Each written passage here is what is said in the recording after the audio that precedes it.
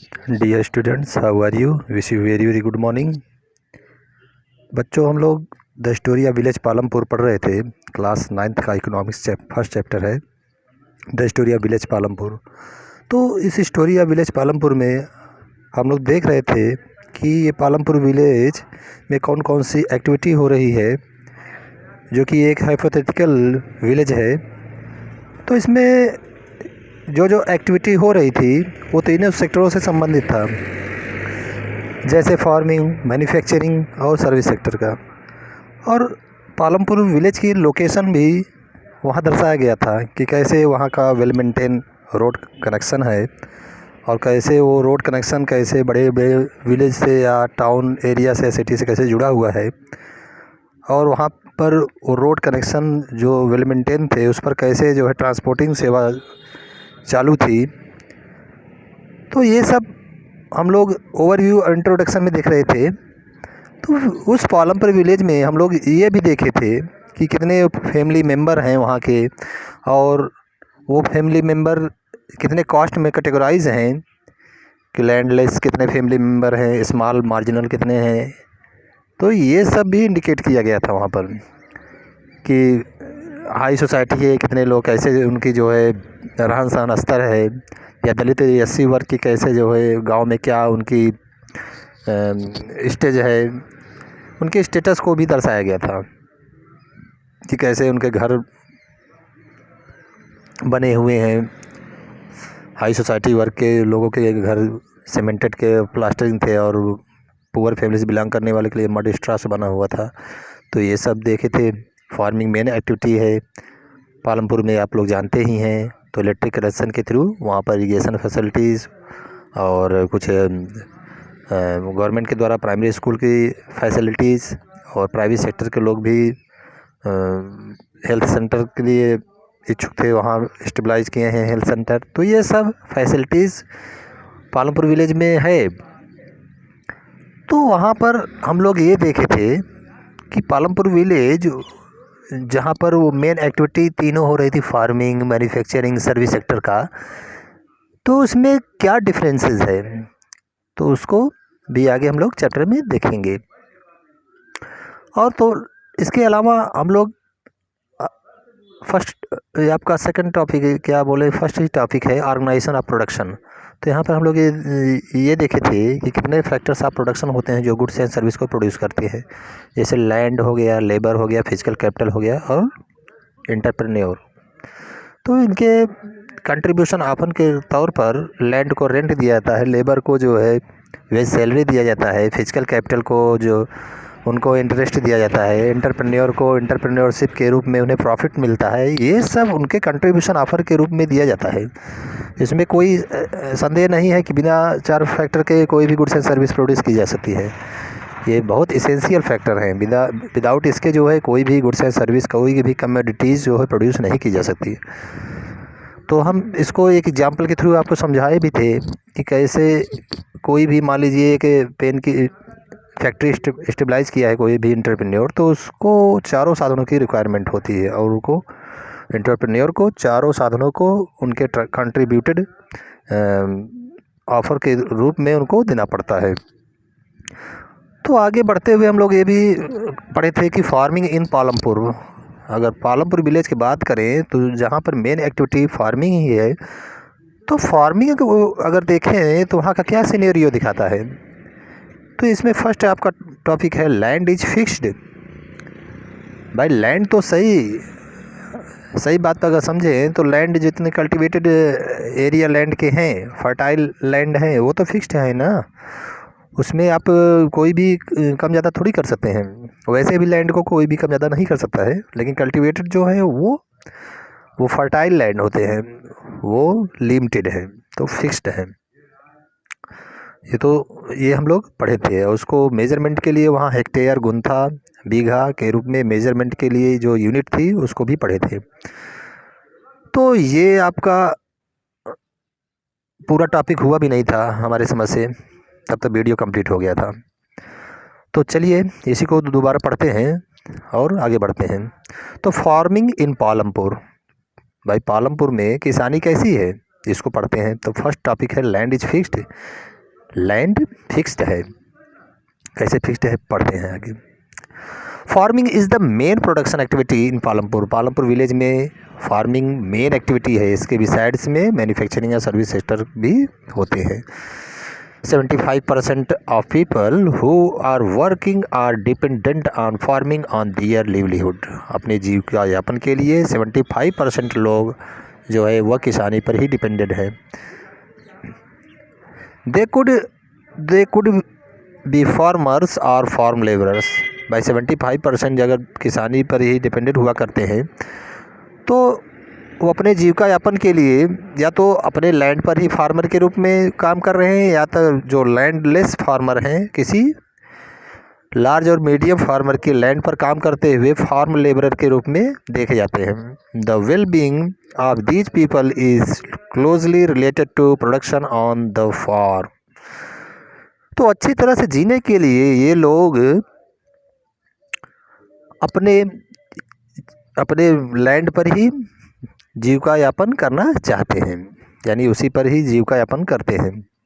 But remember that there is a basic constraint is raising from production. लेकिन यहाँ पर एक बेसिक जो है विरोध कॉन्स्ट्रेंट जो है बैरियर आता है प्रोडक्शन में, वो क्या है? Land area under cultivation is practically fixed. सबसे बड़ी समस्या यही है कि पॉपुलेशन स्मॉल और मीडियम फार्मर का इतना अधिक है, उसकी तुलना में लैंड डिस्ट्रीब्यूशन उनके शेयर में बहुत मान्यूट है, तो उसी पर जीवन यापन करना उनके लिए दुर्लभ हो जाता है। इसलिए यहाँ बता रहा है कि बेसिक कॉन्स्ट्रेंट क्या है। जो कल्टीवेटेड लैंड एरिया है वो फिक्स्ड है, वो बढ़ नहीं सकता। अगर कल्टीवेशन के लिए अगर बंजर भूमि को जो है बिना फर्टाइल वाली भूमि को अगर खेती के योग्य बनाना हो तो ये प्रोसीजर बहुत लॉन्ग पर्पस के लिए हो सकता है। शॉर्ट टर्म में ये तुरंत नहीं बन सकता फर्टाइल लैंड। जो बंजर भूमि है वो धीरे धीरे जो है फर्टाइल के रूप में कन्वर्ट होने में समय लगता है। इसलिए लैंड जो कल्टीवेशन वाली लैंड है, फर्टाइल लैंड है, वो फिक्स्ड है। Since 1960 in Palampur there has been no expansion in land area under cultivation। तो 1960 में अगर पालमपुर देखते हैं तो वहाँ लैंड एरिया जो कल्टीवेशन का है वह बढ़ा हुआ नहीं है, सेम वैसे की वैसे ही है। By then some of the vast land in the village had been converted to cultivated land. कुछ ऐसे वास्ट लैंड जो बेकार भूमि है, यानी जो बंजर हैं, कुछ कल्टिवेटेड लैंड में कन्वर्ट किए गए हैं, लेकिन वो बहुत लॉन्ग प्रोसेस से थ्रू होता हुआ लॉन्ग टर्म में आया है। There exists no further scope to increase farm production by bringing new land under cultivation. तो ऐसा आगे के देखते हुए वो लोग ये समझ पाए कि इसका कोई स्कोप नहीं है कि जो वास्ट लैंड है उसको कल्टीवेटेड लैंड के रूप में कन्वर्ट कर लें। ये ऐसा क्यों कर रहा है? क्योंकि ये तुरंत इमर्ज हुआ रिक्वायरमेंट को, तुरंत उत्पन्न हुआ तुरंत क्रिएट हुआ डिमांड को वास्ट लैंड फुलफ़िल नहीं कर पाता है। जैसे आज ही तुरंत ग्रेन की डिमांड इंक्रीज हो जाए तो वास्ट लैंड पर खेती करके तुरंत डिमांड को फुलफिल नहीं किया जा सकता है। वो लॉन्ग रन में ही कन्वर्ट होते हुए फर्टाइल लैंड में कन्वर्ट होते हुए हम ही खेती कर पाएंगे। वास्ट लैंड को अगर तुरंत चाहे कि इस पर प्रोडक्टिविटी सेम फर्टाइल लैंड के समान होने लगे तो ऐसा नहीं हो सकता है। तुरंत शॉर्ट टर्म में वैसे ही उत्पादकता फर्टाइल लैंड की तरह वास्ट लैंड देने लगेगी। तो वो लॉन्ग प्रोसीजर से होता हुआ कई सालों के बाद ऐसा होता है। तो तुरंत उस पर खेती करके वैसे ही रूप में प्रोडक्टिविटी लेना फर्टाइल लैंड की तरह संभव नहीं हो सकता। यही कह रहा है। Larger areas of land more effectively the first few tube wells were installed by the government. तो जो लार्जर एरिया है कल्टीवेटेड का वो मोर इफेक्टिवली है। The first few tube wells were installed by the government. तो पहला ट्यूबवेल जो स्टेबलाइज किया गया वो गवर्नमेंट के द्वारा ही इंस्टॉल्ड किया गया। Soon however farmers started setting up private tubewells, उसको देखते हुए और प्राइवेट जो फार्मर मतलब प्राइवेट के ट्यूबवेल भी इंस्टॉल्ड होना शुरू हो गए, लेकिन गवर्नमेंट ही पहले ही वो कदम बढ़ाई। एज ए रिजल्ट, जिसके परिणामस्वरूप by mid 1970s the entire cultivated area of 200 hectares was irrigated. तो ऐसा होता हुआ 1970 तक, यानी 10 साल आफ्टर, क्या देखने में आया कि जब ट्यूबवेल की इरिगेशन फैसिलिटीज़ इंक्रीज हुई तो 1970 में पूरा इंटायर एरिया कल्टिवेटेड का वो 200 हेक्टेयर हो गया था। यानी इरिगेशन फैसिलिटीज़ बढ़ने से फार्मर भी मोटिवेट हुए और धीरे धीरे कल्टिवेटेड एरिया बढ़ने लगा, यानी कुछ वास्ट लैंड भी फर्टाइल लैंड भी कन्वर्ट होने लगा। देखो यहाँ पर आपको ये दर्शाया गया है, थोड़ा डार्क करके जो कलर में किया गया है उसको भी पढ़ते चलते हैं। The standard unit of measuring land is hectare. आपको पहले ही बता दिया था कि जो स्टैंडर्ड यूनिट है मापने की, जो स्टैंडर्ड यूनिट इकाई है वो क्या है, हेक्टेयर है।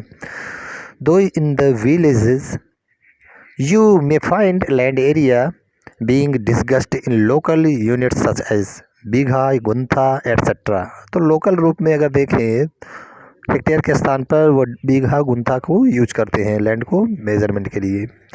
1 hectare equal the area of square with one side measuring 100 metres. देखो भाई, the area of square equal to भुजा वर्ग, ठीक है, वर्ग का क्षेत्रफल बराबर भुजा वर्ग। तो यहाँ हेक्टेयर को देखें, एक हेक्टेयर कितने बराबर होता है, तो 100 मीटर का square. You can compare the area of 1 hectare field with the area of your school ground। क्या आप 1 हेक्टेयर फील्ड का एरिया को जो है अपने स्कूल ग्राउंड से कंपेयर कर सकते हैं, जिसको आप लोग मेजरमेंट करिए।